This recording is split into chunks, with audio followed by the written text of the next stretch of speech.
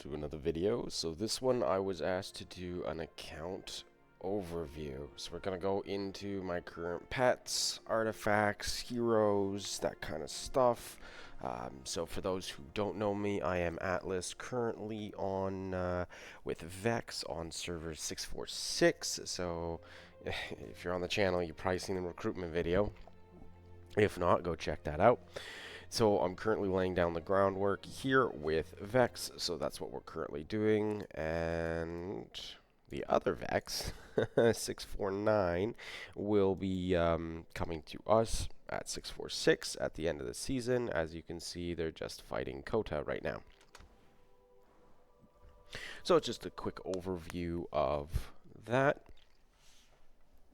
So this is actually going to be recorded on September the 8th, but I'm not going to be releasing this video for several days, so this is going to be several days outdated by the time you do see this information, but overall, most of the stuff will be the same. So, top hero for power, because you can see they're enlisted of power right now, is my Lilia, which I do have awakened, and then I do have the level 5 Terrifying Inferno for the Infernal Flame. So this is my top artifact, totally maxed out in every aspect with my Lilia there. Absolutely correct. So we'll go over kind of my heroes first, probably then I'll show you all the artifacts, and then we'll go through my pets. So we have Emery's awakened for cavalry, and then I have Hosk awakened as well, and Thea awakened. So those are my 5. Kanara is also awakened there. So 1, 2, 3, 4, 5, and 6. So we have 6 awakened heroes so far for legendaries there. So as you can see, it's kind of a split. Do have that archer in there because I was going to start off as an archer main, and then I decided to switch to a mage main, which then I got the Lilia and then got the Infernal Flame maxed out. So I didn't end up maxing the Rattle Spear, just got that at the level 1 because I made the switch in towards the end of season 1. My Bahorn is still at a 5552, so eventually I do need to awaken him because you do get the normal attack crit rate of plus 30% for 5 seconds after you cast his rage skill. So that is one hero that I will eventually look to work on and max out. I am a big lover of Bahorn, if you didn't know that. Then Theodore here, I have him as 5515. I do not plan on awakening him. Theodore's Legion takes 25% less normal attack damage. It is good. It's a cherry on top, but with the skills there, this is exactly what I was looking for. I got perfect RNG on this. I've got the raid skill at 5. I've got the second skill at 5, so the cavalry defense bonus, the march speed, and then the garrison skill 1. So because no skills last, like that's all I would be getting is the garrison, which I'm never going to use them as garrison. So all these points, why invest into that if the only thing I'm getting is an extra 25 for however many heads it's going to cost me extra? What's, which I could calculate 75, 150. I think it's another 75 after that. So we're at 225 and then an 80. So roughly 305 heads just to get an extra 25% less normal attack. Not worth it to me. So probably won't ever awaken him, but then I did get the 5 here on the Coup de Grace. So for me, he's absolutely perfect. Cavalry's kind of a backup units that I use, not really a cavalry main there. So I do use some calves as backup, and so this just absolutely having my Ferondale awakened with my Theodore is just a great march for me for that. Next up, I am working on the Bertrand. So he is kind of one of the major heroes because he's a mage and because of the single target damage that he can pump out. This is currently a hero that I am working on with the Bertrand. So we do have him as the 5531, and I am looking at getting him awakened. And I'm investing quite a bit into my Bertrand. He is my big investment for Season 3, which for many other players won't be the case. They won't start working on Bertrand until later seasons. The reason for that is because you get the Goresh Skogul package in the Season 3 as well, and most people are going to be maxing their Goresh Skogul, and they're going to not be touching their Bertrand Tohar. Now, with my Goresh, I did get second place in the first Strongest Lord, but now that I've skipped ahead, I've missed quite a few Strongest Lords because I migrated from 664 to 646. So we just switched the 4 and the 6 around, but I still have them as the 5511. Right now, this is the next skill that I'm going to max, and I'm going to lock out this. Eventually, I will work on getting him awakened. I do think that he is great for my purposes of being awakened. You know, if I ever get Mogro, whatever his name is, you know, I think he can be used with Goresh. You know, I think Goresh is quite versatile. You know, Skogul's good as well. So that's that. Now for a backup infantry march, for right now I do have the Garwood and the Madeline. So I do have the Garwood at the 5232 mark, so not awakened. Didn't put much investment into him other than what I can get out of the gold keys. That's basically where I have invested him. So as you can see, gold keys, Garwood right there. So that's kind of my investment for Garwood. I mean, epic heroes don't really matter. I did max Flint, so I did get him. So we will eventually awaken him. Oh, no, he's not maxed. I need one more skill. That's right. He's a 4555. So I don't have the last 20. I need the last 20, and then I'll have him awakened. But I do have Mardok as another hero for epic that is awakened. My Velen is just a 5551, so I didn't awaken Velen either, which that's probably be a lot of people's criticism. But the last skill here, just giving you the march speed reduction, the magic defense reduction, this takes away the frozen effect for an extra 400 damage factor, so it is going to be nice later down the road. We'll absolutely need to awaken him. Just was working on different things, so for season 1 I just got him to the 5551. I do have Waldir just as a backup mage as well awakened, so I think Waldir is tied with the best for, especially for open field, between him and Gaunwyn. They are the two best epic heroes, especially for fighting in the game. I think they're kind of tied for me, because you can use Gaunwyn very successfully for behemoths, especially in season 1. So I did go and awaken Waldir for season 1 there, and then my Madeline is 5511. Which the next skill that you would want to get is you want to max them in order for her, in my opinion. So I would get that steel next, but I didn't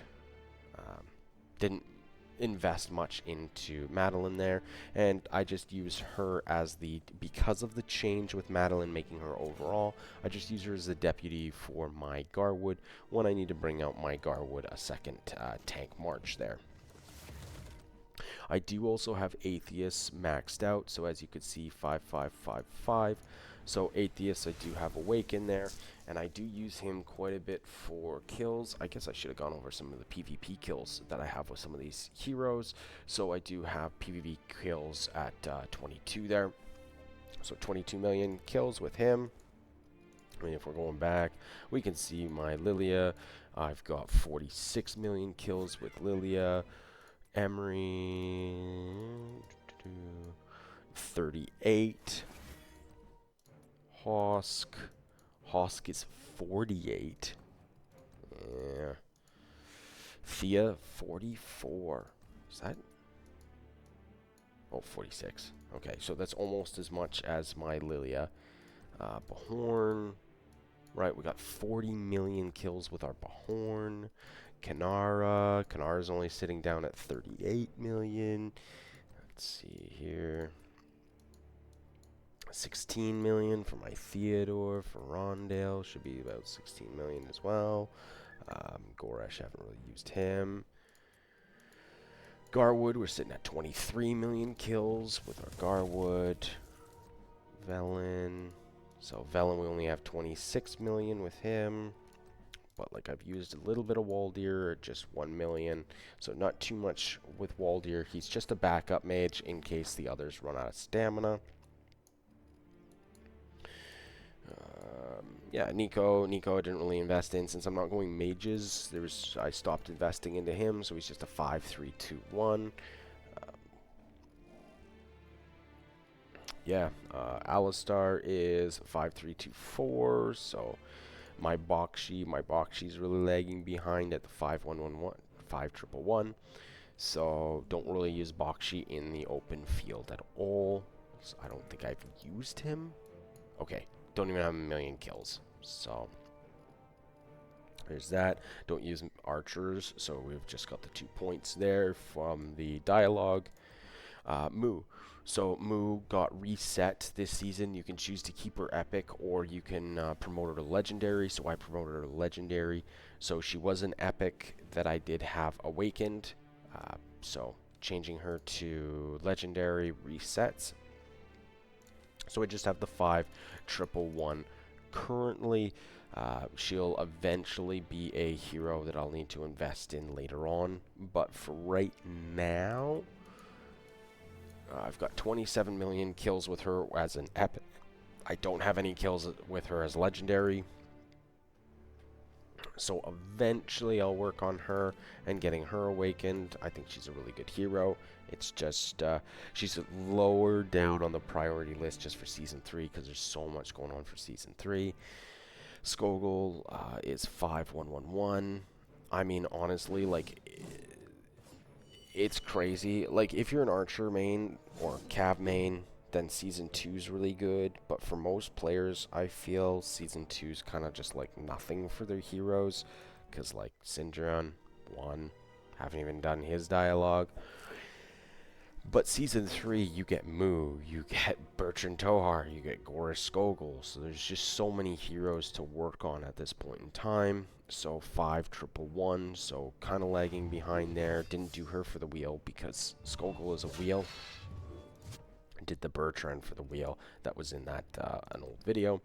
And then Tohar just got the 5-1-1-1. So with Tohar, this being the second skill and not the fourth skill, does mean that we can't use the locking system to full potential. So the next 2 skills that I want to unlock is getting 5-1-5-5 would be my priority till I eventually get the Awakened skill, Earth Ritual there. So that's just kind of looking and a quick overview of all of the heroes. Now, if you did watch the video with the exemplar polls, you'll notice that I do have a few changes in artifacts there. So I'm no longer running the dragon scale. So I've reset my dragon scale, which most people couldn't probably do, or most people don't even have the dragon scale. And I did reset my Fang of Ashkari. It was a level 3 with the defense there, but luckily I got the Greymar's Warhammer, which for me, even at level 1, I think still beats it out. And it's not because of the damage factor, it's because of the stun.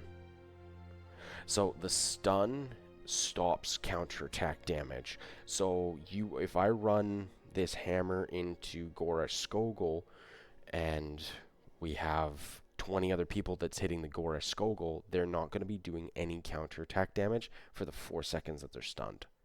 So that does just keep your troops alive a bit longer. You know, if you hit the stun when they're trying to run away, then you can finish off a legion. I just really like the utility of CC, crowd control. Especially in games, right? We have a lot of slows and other stuff, like that. You know, in the control tree, we have a silence, but this is just a flat-out stun, which I think is extremely powerful. And I believe when you get it exemplared, it adds 2 seconds as well. So I think this is a really strong artifact. We do have the Spiritborn Torque just as a level 1. So we're not... I wonder if I can find it here. You gotta check this out. This is absolutely crazy if it's here. Yeah, right here. This is absolutely divine. It's absolutely crazy. Already level 5 Mocking Chorus with the just already maxed out full stars. Just look at this. Look at this. Exemplar effect. Damage dealt plus 5%. Damage taken minus 5%. You know, we've got the 600 points. I believe it adds range to it as well, being exemplared. This is just absolutely cracked. Infantry unit defense plus 40%, 22 damage taken, 7.5 damage dealt, 7.5%. This is crazy that she has this done already. So great for you. But mine, unfortunately, is I just unlocked it today. Today is the first day for this, so I do have it as the level 60. I do have it as almost. I'm missing just that 1 star there. So both of my infantry artifacts are now just the level 1. It's not ideal, but it is what it is. We've already gone over the Infernal Flame.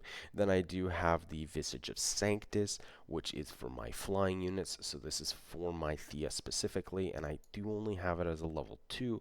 I do need to get that between level 3 and level 5 would be preferred. But absolutely, this is going to be cracked. And Mirage Orb. Mirage Orb is the artifact that I'm currently working on trying to get to level 5. So we've got that, we can show it here. We've got the magic unit attack.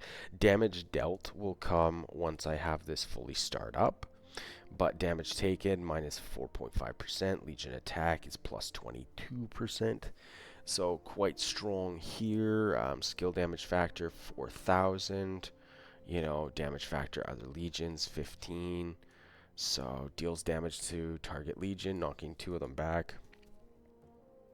Every time your legion gains a buff effect through a hero skill, they deal 11% more artifact skill damage, up to a maximum of 33%. So this can absolutely stack up, and you can just obliterate a march with that. Now my Spring Blades is also lagging behind because, like I said, I was looking at being an archer main, so I'm not really into calves, but it is still a level 2 here. I do know that Wawa and Kiyomi have this maxed out, so they got this maxed in season 1 there, so good for them. So Spring Blades is just level 60, right, missing that last star. And level 2 with the Oath of the Storm Peak. So we do have the Oath of the Storm Peak as a level 2. Maxing this one, I know a lot of people don't like this one. I've been having a lot of fun with this one, and it does get really powerful.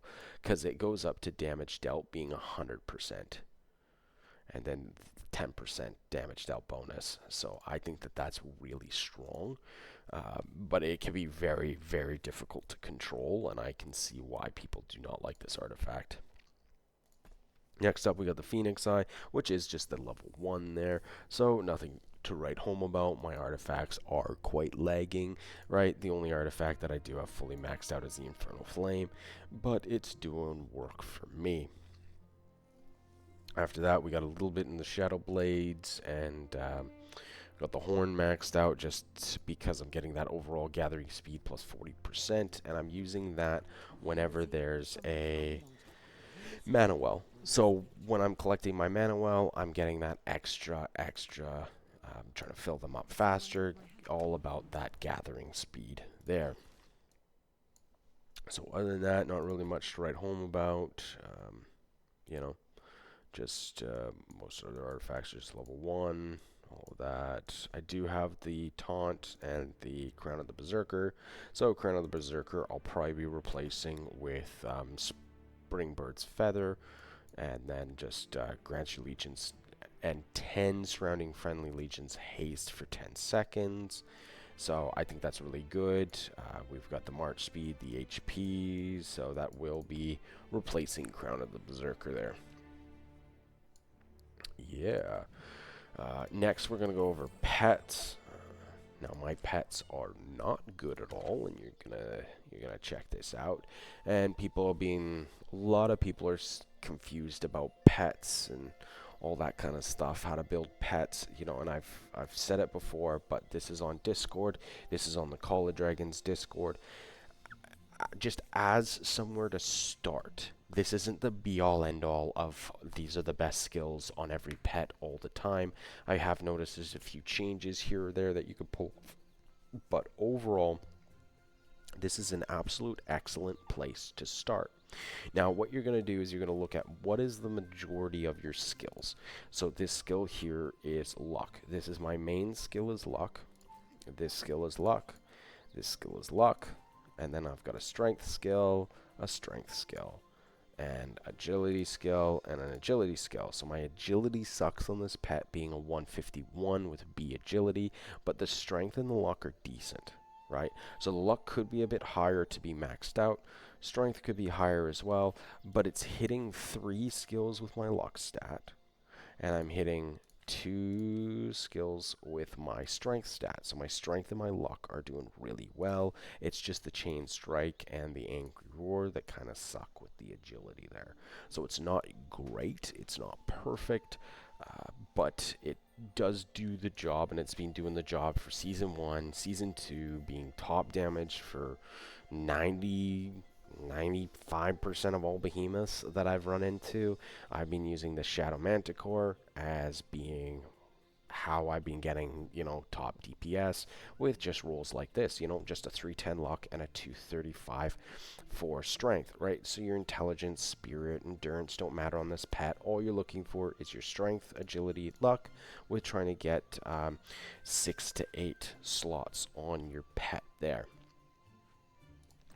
Next, we're going to be looking at the Golden Rock for my Emeries. So we have decent stats here, but I do have low skills, so I haven't invested into this pet at all, but it's done. This is basically how I got the pet. I just changed out like 3 skills here. I think I added these 3.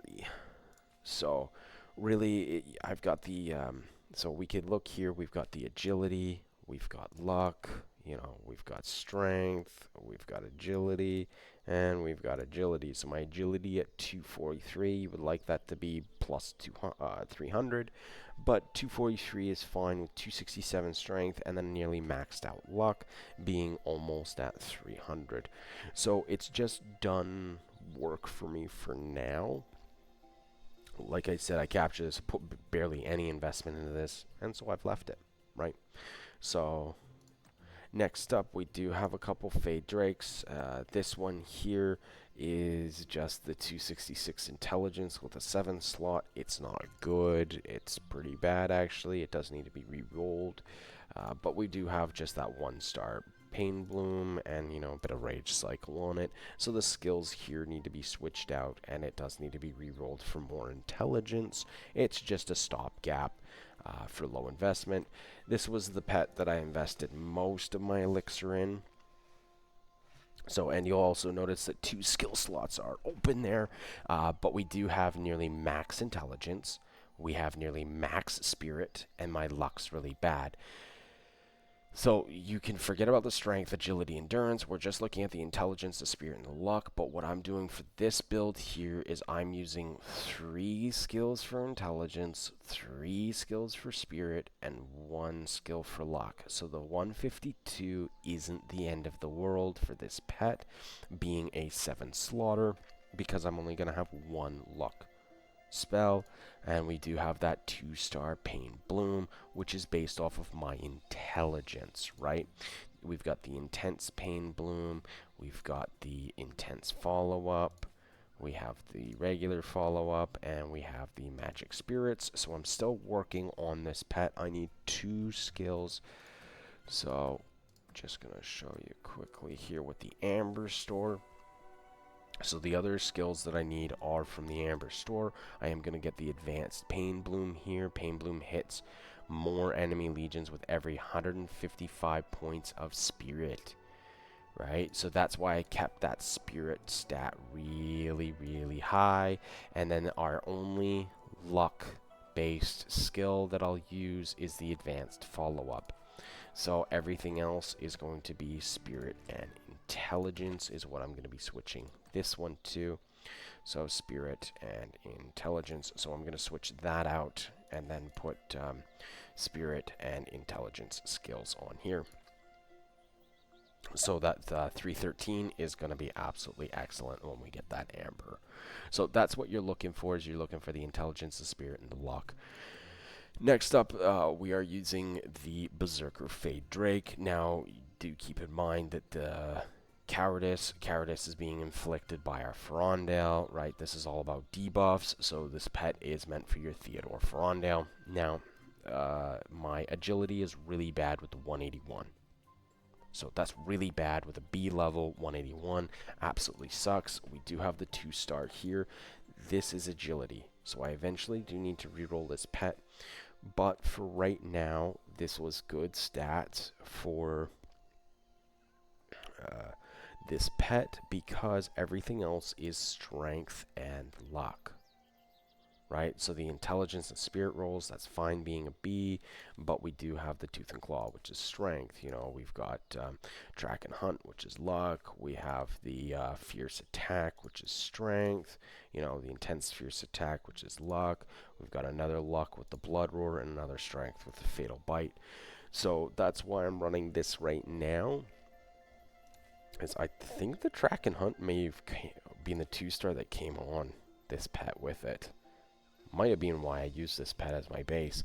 So we've got the luck, which luck is nearly maxed out, and then we've got a 243, which you can see there's a lot of room for improvement there, but it's serving me fine for right now.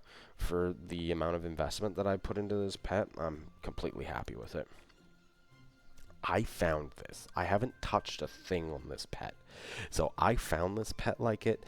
The agility, strength aren't too good. The luck's decent. And these are the skills that were on it. Like, I got a 3-star, a 2-star, a 2-star, 2-star, you know, and then a 2 1s, like 2 0-stars, right? So, yeah.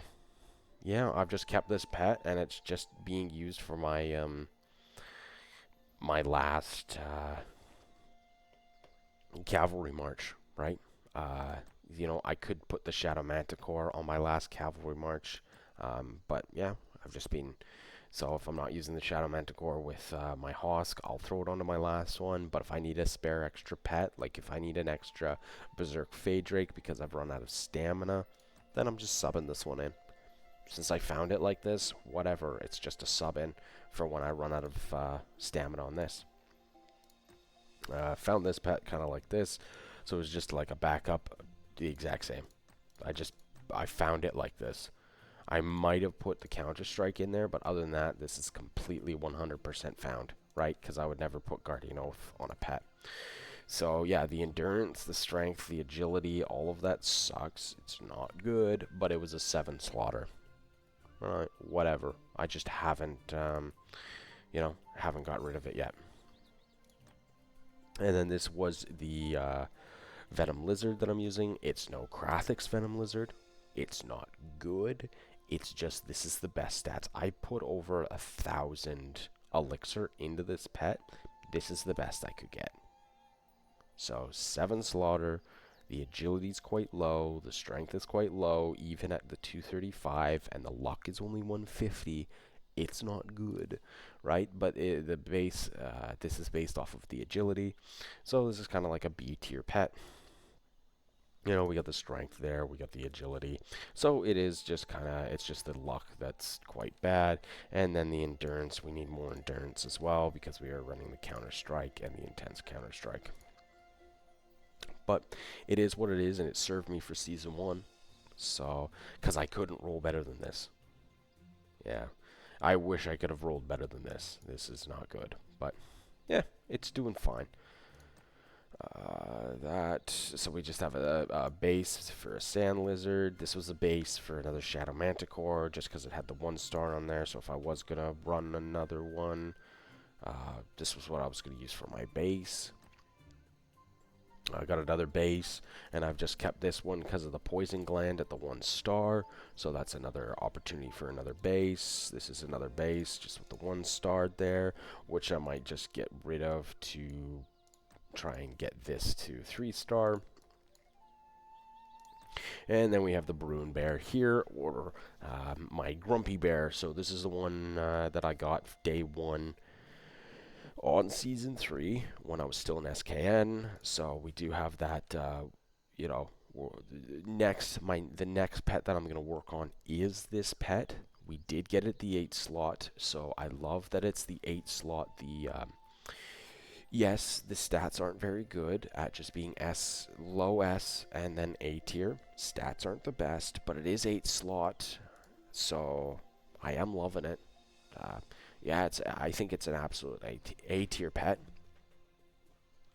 You know, we've got the 2-star Fatal Bite. We've got the Intense Quickening. Now, I am going to change out a few skills on here. So, the Intense Counter-Strike... Oh, where'd you go?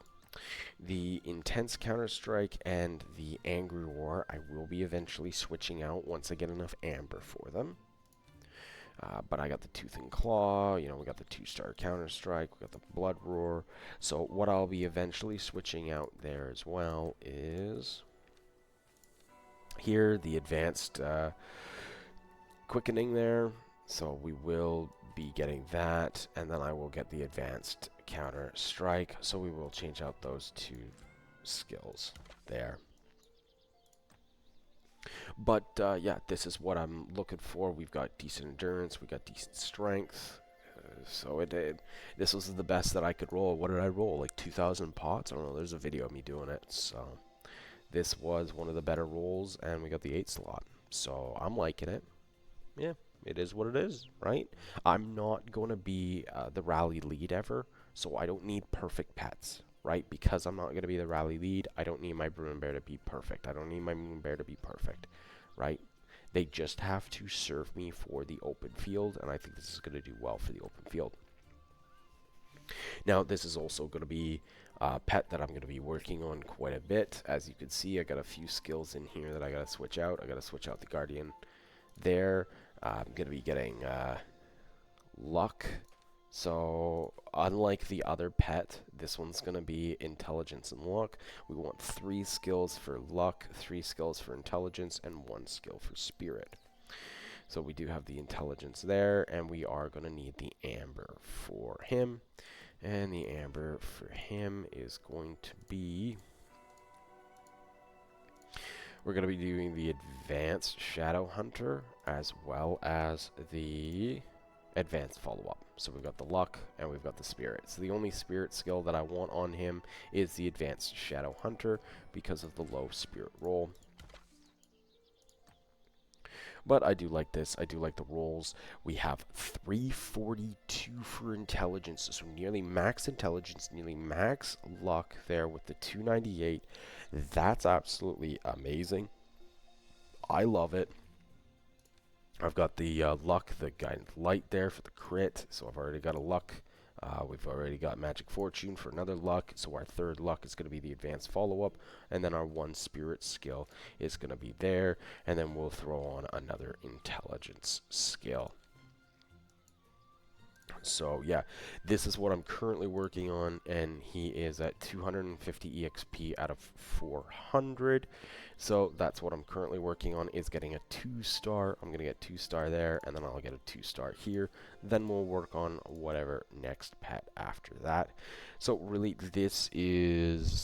I think this is amazing. I mean, other than having the low spirit, I just love this. I might even put in fruit on this pet. I might invest fruit in this pet.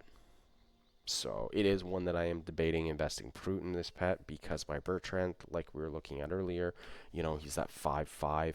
I think it's like 3/1 or 2/1. And then the level 3 Mirage Orb. So my Bertrand I am putting everything into right now, trying to develop him. But you have to understand that I skipped ahead most of Season 3, so I've lost out on nearly everything for Season 3, so I am lagging behind in that aspect. This was just another stopgap pet here. So the 264 for the intelligence is quite low, but it did have the double S rank for the luck and the spirit. So I just used this guy as a little stopgap. Just threw on some skills that I had spare left over. So that's what I've been doing for this one for Thea there. And then I've got two more sand lizards that I was working on. So this is the first one. It's just an 8 slaughter. Most are A, but I nearly did get that 300 intelligence, so I kept it with the 8 slaughter with the decent intelligence. This one I got back in Season 1, so that's how I have the advanced stone aura as the level 3. So that's what I got for the Season 1 rewards, was just getting this one here. Now you'll notice with the sand lizards, you can tell if they're celestials or if they're for archers for your Megs A. This one's for celestials. So you can easily tell because we're all in on the poison gland, we're in on the intense follow-up, right? This, you would have the chain strike package. If you have the chain strike package, it's going to be AD, and then this setup is what I'm using for magic damage. There. So that's an overview of. Just going to quickly look at legions. So I've got 1 million for calves, I've got 1.2 million for my celestials, and I've got 1.1 million for swordsmen. I've got 1 march for my vistials, as well as, you know, a little bit of healing, and then 1 march for my archers, plus a little bit of healing left over. I really only use archers for taking behemoths. Other than that, in the open field, I am mostly using my top 3 there. So I do need a few more celestials, and I need a bunch more swordsmen, you know, a few more mages, right? But archers, we won't be really developing too much there. Oh, and information, so just historical power, building power, tech power. You can see my legion power right there is 46 million. Hero power is just 6 million. You know, victories, 37,000, defeats, 5,000, city siege, 157, you know, times scouted, 145, so not that many. Units killed, 218 million units killed. Unit deaths is just the 58,000 there. Units healed, 61 million. So that's kind of a bit of an overview for that. And this is an overview for just my achievements. So we've got 37, 21, 27, 16, 25. So still working on getting a few more achievements in the bank there. I don't think I missed anything for the account overview that people might want to be asking about. Rankings, personal power. So we're up there in this server. So difference of Vex is this is 649 Vex, so we're up there. Divine is way down. She's probably higher power than I am, and Chrysella will be higher power than me as well, so I'm about 3rd, probably around 3rd, you know. Coda, so he's probably down in power a bit because they've all been fighting, right? So they're currently in war, so their power, because of their troops in their hospital. So I'm going to be about around the 3rd to 5th in top power right now in the server that I'm in. Personal merits, 269, nice. But we've got Coda at 23 million. I can't believe they let him get so many. But we've got Max as 3rd. So how does Max have so many merits compared to the other T5s? That's our Max for you. 50 million power. You know, just absolutely fantastic player. So good for him for being 3rd in merits. So yeah. Long video, but it was a requested video of me just going through an account review there. So do have a few We have 728, so I'm waiting for 1,000. Then I'm gonna do 1,000 all at once, and I've got nearly 400 for those keys there. Exemplar, getting another exemplar wish is gonna be quite far off. That quite drained me, and I got a really bad exemplar. Spirit, Springs of Silence. I'm never gonna really use these, so getting them exemplar kinda blue. Not good, not good. But anyways. Rise of the fallen! Rise of the fallen!